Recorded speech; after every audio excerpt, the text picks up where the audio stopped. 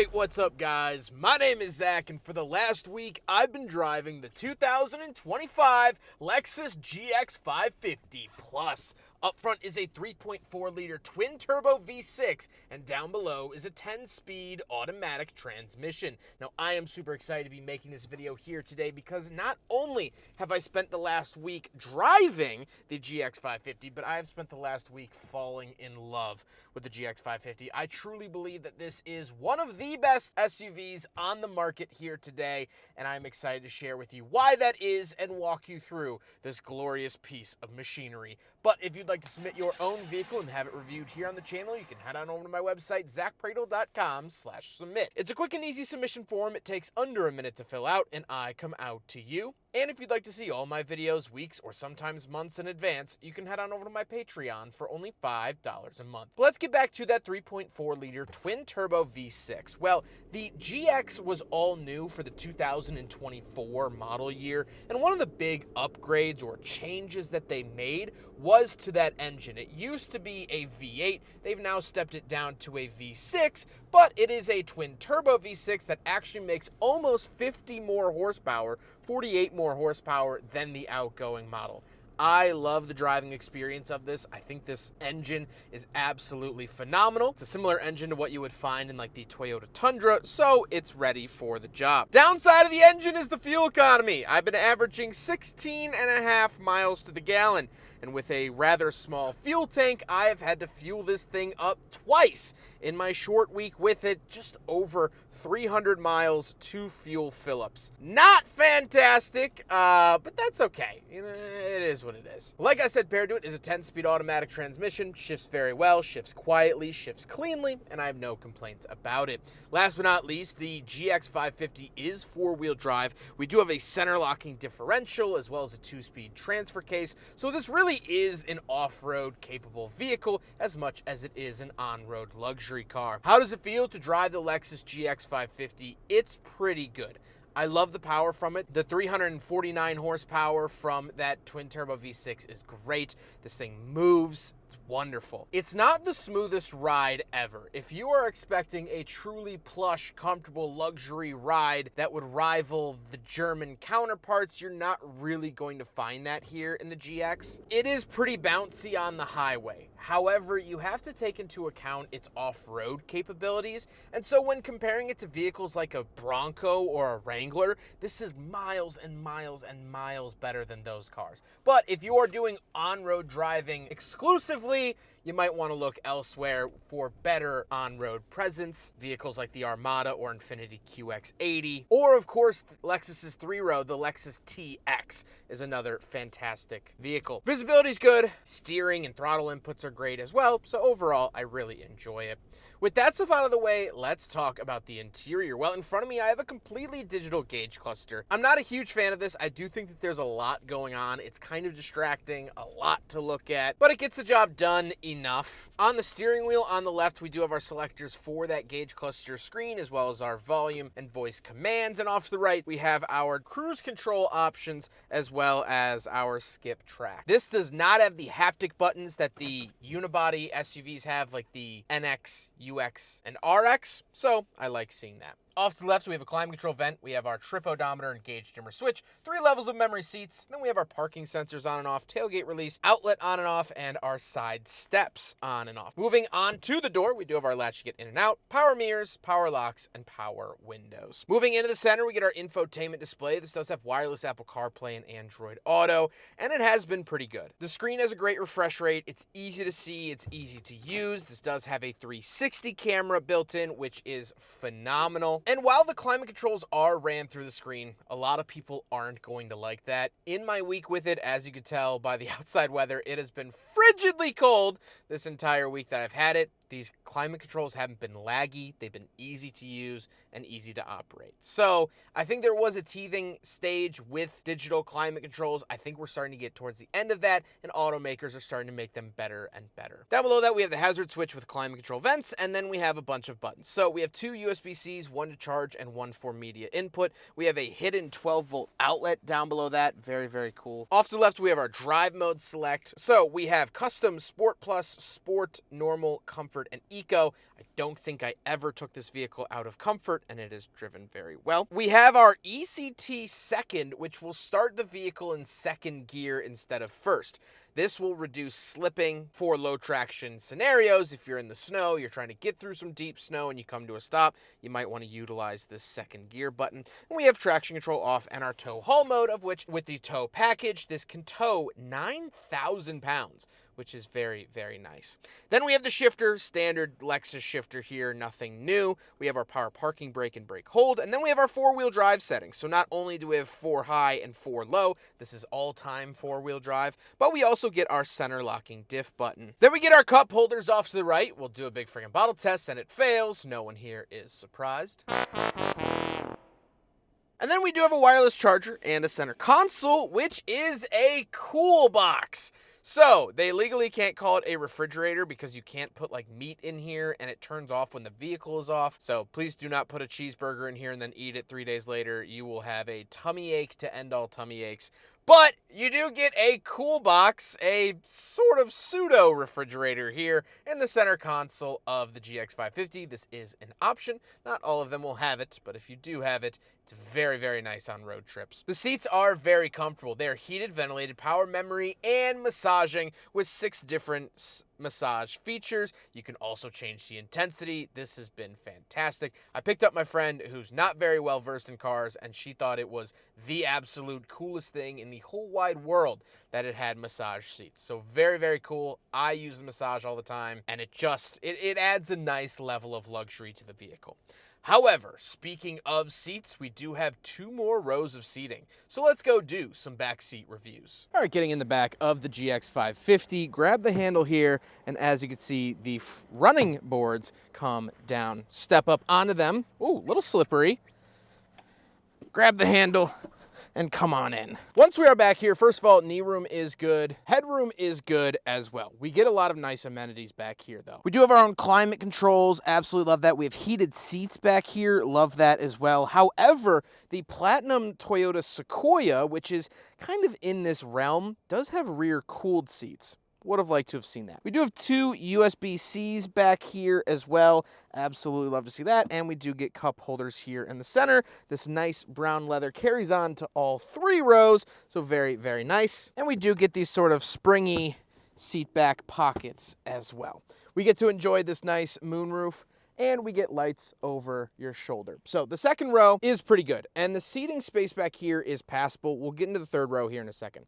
Over the last weekend, I had to pick up my girlfriend and all of her friends from a bachelorette party in Chicago. She calls me at 2:30 in the morning and says, hey, we need a ride. There's 5 of us. And I go, okay, no problem. And so we were able to fit everyone comfortably at the drop of a hat, which was very nice. Now, we will talk about the third row. It's a little hard to get into. So unfortunately, there's no like easy way to get back here. I can fold this down, but that's sort of in the way. So, and I can't like bring this forward or back. So it's really, really awkward to get into the back here. I'm going to try my best. If a group of bachelorette chicks were able to do this at 2 in the morning, I should be able to do it. The third row is not great. This is not my favorite place to be. These seats are very much if you need them seats. These seats are great if you're picking your son up from soccer practice and one of the parents calls you and says, hey, I'm running late. Can you pick up little Tommy and little Susie in the car? Fine, perfect. You can pick up their friends when you need to. When your niece or nephew's in town, you can put up the third row and use it. If you use the third row all the time, that is like your big seller for the vehicle, this is not the car for you. I would either recommend the Sequoia, because that's also going to have like some off-roadiness, or if you're just going to stay on-road, the Lexus TX is going to be a few grand cheaper than this car and have a way better third row. So if third row is your priority, I highly recommend the Lexus TX. We do have USB-C over here, and we do have a switch right here to incline and recline the seat that I'm currently sitting in. We have the same button over here, same USB-C over there. We do have grab handles way up here. I don't know how useful that would be, but we also have our own light. So the seats, exist and you can use them. But again, if a third row is your priority, this is not it. It has a third row, but, kind of put an asterisk next to that. Speaking of this third row, it kind of eats into the cargo space. It really eats into the cargo space. So let's hop back there and take a look at that. So another big downside of that third row is that when it's up, you don't really get much cargo space. Totally forgot I had bags of chips back here. My apologies. Yeah, you don't really get basically any space at all. This is the driver's side floor mat. Like, you can't even fit this in the trunk without standing it up. Like, you have to stand the floor mat up, which is thin, in order to even get it closed. So pretty crazy. Now, we can come over here, lower this, and then we have buttons to lower the third row. You have to hold them, apparently, which is kind of annoying. But you can lower the third row, and then you get all of your storage space back. So that is a downside. If you do carry, more than 4 people, you're gonna have no cargo space at all. But, if you treat this as a 4-seater, then you're gonna have tons of rear cargo space. We also do have a wall outlet over here. Love to see that. And we can pull this up for the tiniest little bit of storage I ever done seen. So that is the rear cargo space. Again, when you put these up, which it is nice that they are power operated, you lose pretty much all of your cargo space, and it's not wonderful. One more thing I will note is that there is a privacy cover. You can see there's a little indent over there, and I'll show a video now. There is a privacy cover that this car comes with that goes across the cargo compartment to hide valuables. This is great to have. However, you have to take it out in order to get the seats back up, and when you do that, there is nowhere in the car for this to go, because this area right here is not wide enough. From here to here is not wide enough. The privacy cover is wider than the back section, so we had to take it completely out of the car when putting these seats up. Kind of a little bit annoying, kind of seems like an oversight from Lexus, which they don't usually do, so whatever. We do have a button up here to close it and lock it, or just close it. Power operated tailgate right back down. Nothing interesting there, but it works pretty well. One big win though, however, is you can actually come over here and press this button and just the rear glass opens up. Absolutely love when SUVs do this. I think this is so smart, so great. Allows you to access what minimal space you might have. I can go grab some chips without everything falling out. You could help pack the car a little bit better. Come back down like that. Absolutely love when SUVs do that, and the GX550 does. Now we gotta talk about the looks, and honestly, this is actually where you start to lose me. Not only is this incognito paint, that's the name of the gray paint color, which I think kind of looks like wet cement. It's very 2018, not 2025. I think the overall look of the GX is passable. It kind of looks like a stormtrooper from Star Wars. It looks awkwardly blocky in some ways. This is honestly the biggest downside of the vehicle. I don't think it's that pretty. In terms of vehicles like this, I think the Land Cruiser is a lot more handsome of a vehicle, especially with the Heritage circular headlights. But that's just my cup of tea. You might think this is a Picasso, and that's up to you. With all of that being said, let's get on to my final thoughts. What do I think driving the Lexus GX550 for the last week? Well, as I mentioned and hinted at the beginning of the video, I have truly fallen in love with this vehicle. Now, there are downsides for sure, and I want you to know them in case you are in the market to buy one of these. The fuel economy and size of the gas tank, I think it's like 13 or 14 gallons, is abysmal. To a tank of gas, you're getting maybe 280 miles, which if this were an EV, it would be chastised for. But because it's a gas engine, apparently that's way okay. I get it takes longer to charge, but 280 miles of range is bad. I don't care who you ask, that's pretty bad. The highway presence isn't great. Over bumps, it was pretty shaky, pretty rocky, pretty... On long road trips, I could see this getting a little tiresome with the way that it handles bumps. And it's not lost on me that this is an $85,000 vehicle. This is expensive, for sure. 100%. But it does a lot of things really, really well. First of all, for that ride quality, you get a lot of off-road capability. With a center locking diff and a true 2-speed transfer case, that is nice to have. Now, the tires that are on this particular vehicle are not off-road oriented, and if I were to buy my own GX, I would definitely get something grippier, something knobbier on those tires, because this just has boring on-road tires. But it has serious off-road chops. The sound system in here is fantastic. It's the Mark Levinson sound system. I absolutely adore it. It is a 3-row, and as I mentioned, we had to use every single seat in the car, and it worked well. You know, it did everything I needed it to do. It's been comfortable. The massage is great. I think the interior layout is wonderful. It's classy. It's just a blast to drive. And honestly, so far here in 2026, this has been my favorite SUV to drive. It has presence, it has the speed, it has the luxury. It's just such a good complete package that I really found myself truly wanting one of these. Is this in the budget for me? Of course not. My budget's a little bit more used 2008 Ford Focus. But this is something to aspire to. This is something that I can say, okay, one day I'm gonna get one of these. And honestly, it's a toss-up for me between this and the new LX. The new LX, especially the Overtrail model that we tested last year, I would take that LX every day of the week, but it's also a 20 grand jump. So that starts to put this into perspective just a little bit.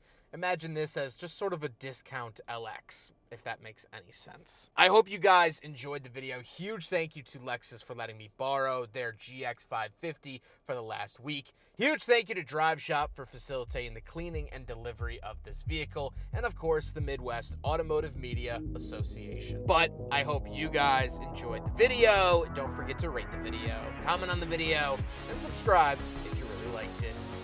Take care, guys.